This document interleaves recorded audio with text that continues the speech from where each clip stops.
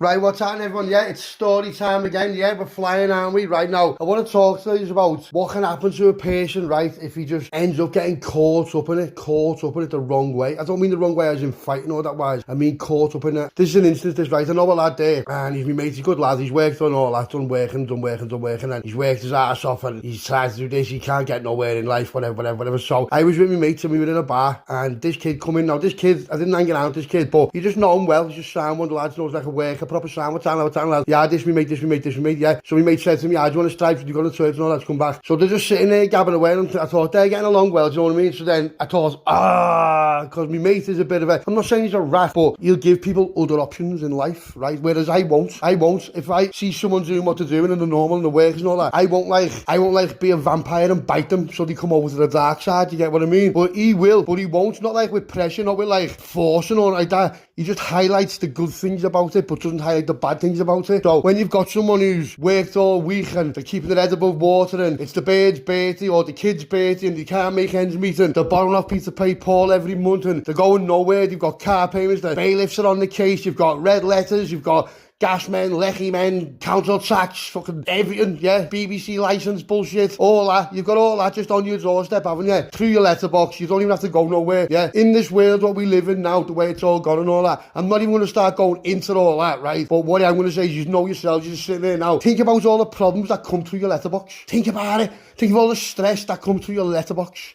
Yeah, soon as you see letters, no one ever gets good letters, do they? Yeah, who gets good letters? I've never ever come downstairs, seen about 5 letters, thought, ooh, I wonder what one of these will be, and then opened them and it's good. None of them are good. They're all shit. If I never had a letterbox, it'd be a better world. And you know, there's people who go to work 40, 50, 60, 70, 80 hours a week, absolutely just devastated. Like what I'm told by people who do that. I have conversations with them and they come to mind. We sit there, we have we talk about everything. It's not just all graft or nothing like that.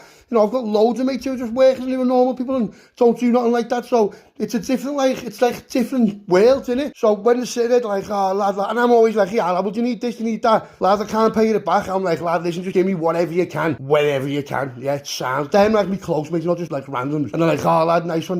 But they look at you like you're some big, like, hero role model, and you're not. You're just doing a different job. That's all it is, just a different job. What isn't allowed to be done, that's what it is, basically, where, you know, in some cases, extremely good profits and that. So you do have more job around you than the average person who goes to work, of course you do, but you also have to look over your shoulder. You also have to worry about what's going on around you. You've always got to be on your toes. You can never switch off. Yeah, when you go to work and you come home, you switch off and do what you want. Yeah, when you work for yourself, you don't. I don't mean in the graft, I mean like business. When you've got your own business, you never switch off neither. Yeah, I know loads of people with their own businesses, they're always thinking how to improve, how to get more customers, how to do whatever.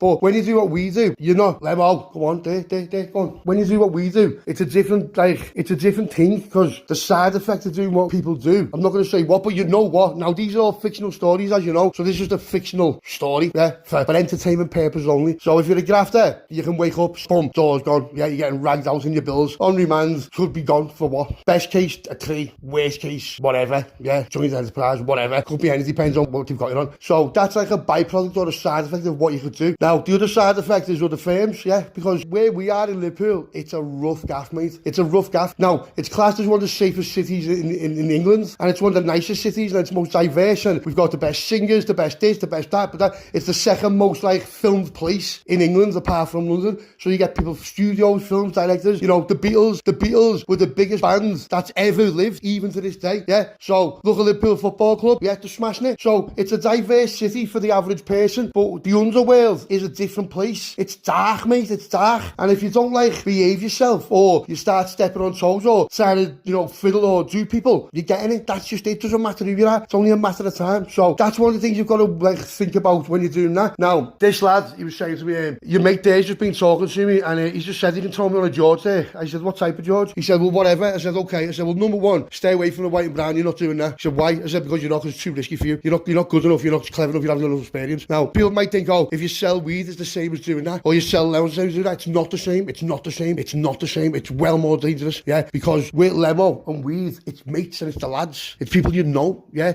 It's the people you know. With white and brown, it's not your numbers out there to anyone who wants it. You don't know who you're dealing with. Now, for people who are doing lemo on a small scale, they don't really get nicked. I know people who've had the phone for like 30 years and that. You don't get nicked because the same people you're seeing, or their mates. But then you can go on a white and brown graft, you can get nicked within a week. Yeah, simple as that. And if you get nicked out the way on the white and brown, you're getting slammed double than what you would if you got nicked in Liverpool. If you get nicked in Liverpool, you're probably getting a 3 or 4. As soon as you get nicked out the way, the judges hate Scousers because that's what they're known for. They'll give it a 7. Yeah, simple as that. So you're not doing that. And he's like, okay, what's it? I said, listen, for you to start off with, I'd do lemo, because if you do green, the car's going to stink out and you'd have to turn off early and it's just too risky for you, lad. You haven't got a clue. Yeah, you're not going to take chase. You're not going to. So he's like, I said, but I don't recommend you do it. He's like, but I have to. So I've seen him swapping numbers with me mate. It's not my business. They're fully grown men. I'm not going to go over like, So I said to mate, yeah. So he's got off. The workers got off. So I've been talking to mate. I was out for this night. He's going to me, well, lad, if you don't want me to, I won't. I said, lad, but it's not for me to do that. I'm not his dad, lad. Yeah, I'm not his dad. Because if I tell you not to and you don't, he's going to hate me for it, because he's going to wonder what if. But what I am asking you though, lad, is just,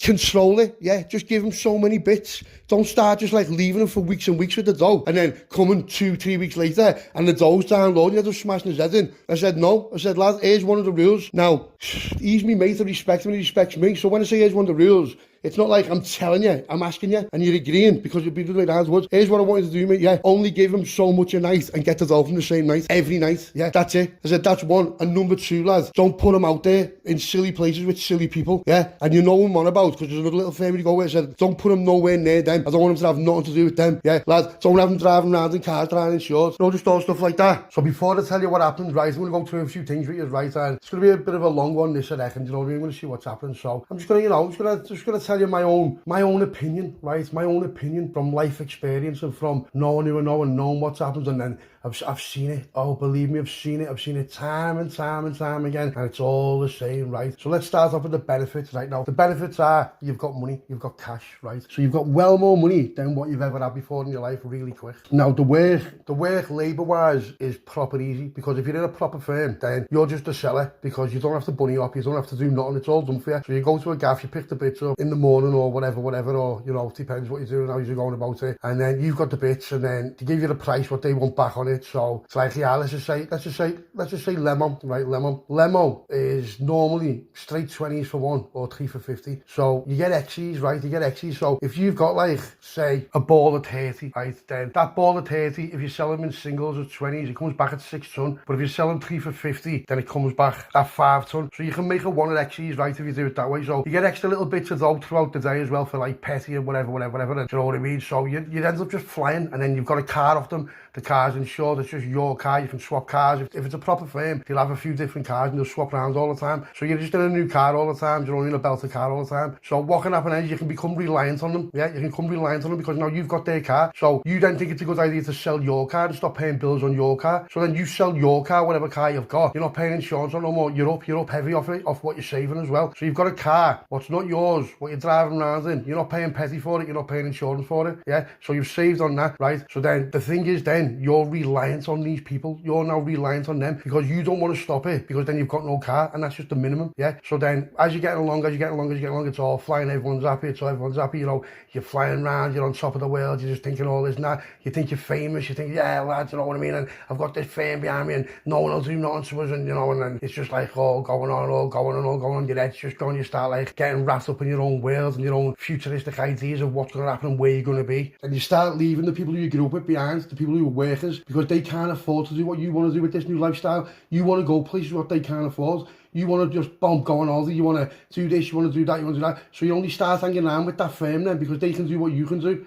So you end up just being with the firm. Yeah, you end up just being in the firm. Now, that's not a bad thing, that's loyalty, that, but you've then separated yourself, you've changed, yeah, you've changed. And what you need to remember is, the people you meet on the way up are the same people you meet on the way back down. I can't stress that enough to you, I can't stress that enough, right? So you can start like looking down on people who've been there all your life, developed it in the past, you just ignore them, and you're looking down on them, and they're struggling, and you're just not even bothered about them and all that. See, that is where it starts to go wrong. That's where it starts to go wrong, right? So what happens is, because you're getting more dough and more dough, your outgoings start going up, you start trying to live to what you're making, so you go and get a new house, you go and get a new car, so you're basically then just still the same as what you was before you were doing that. Do you get what I mean? Because your outgoings have gone up as well. So when your outgoings have gone up, and so have you, you've got better things, but the money's still like, do you know what I mean? It's still, you start like, some people can start like having a little stripe, and then it gets a little bit over the top, and then they start getting boom, boom, boom, and then they're owing out, they're getting into debt, and then over a few months they're just absolutely hooked on it, where they've got to have it every night, or they'll drive around on it while they're on the graft. They'll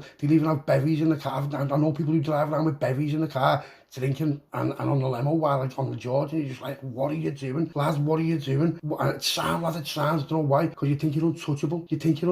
You've got this weird, crazy idea in your head that no one can touch you because you're flying and you think you're on top of the world, yeah? So then you've got a new bird, and your new bird's like a better bird than you've ever had before, but she comes with a price, you know what I mean, as most of them do like that. So then your outgoings go out even more, you go out even more, but what you've got to remember is these new people in your life, they're not real.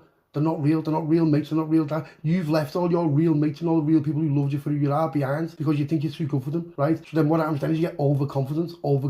You start thinking you're big in the game, yeah? Because you're driving around in new cars, selling bits, you think you can fight better. People like seem to think because they're in a better car, they're harder. It's weird, you know. You see people with cars on the roads who are like absolute little farts, but then they think they're on one road rage because they're in a BM. Lads, what are you on about? I'll just ram you. That's what you don't get. People are up for it. Just because you're up for it or you think you are, yeah, doesn't mean no one else is. I've said it before, I'll say it again. So what happens is the birds start fleecing you, you start like getting, you know what I mean? And they want to go here, they want to go there, you got to buy them this, you got to buy them that, and you know better than you was when you were working. You're the same because your outgoings are well bigger. It's just well bigger, do you know what I mean? So you're overconfident. But now what's happened is you're overconfident, but your credit rating with people has gone up massively. So people will lend you dough, people will do whatever you ask them because they know you can pay it back or whatever. So you start lending off people, yeah, because you can't really make ends meet what you're doing, because you've got to remember you're only working for a firm. It's not your graft, yeah, it's not your graft. You're only working your own wages. So what you're doing is you start spending your wages before you've even got them, yeah. You're lending off people, you're paying them back, and you end up with none, and you're like and then while you're doing that, you're sniffing it. Yeah, you're sniffing bits, little 1, 2, 3, whatever,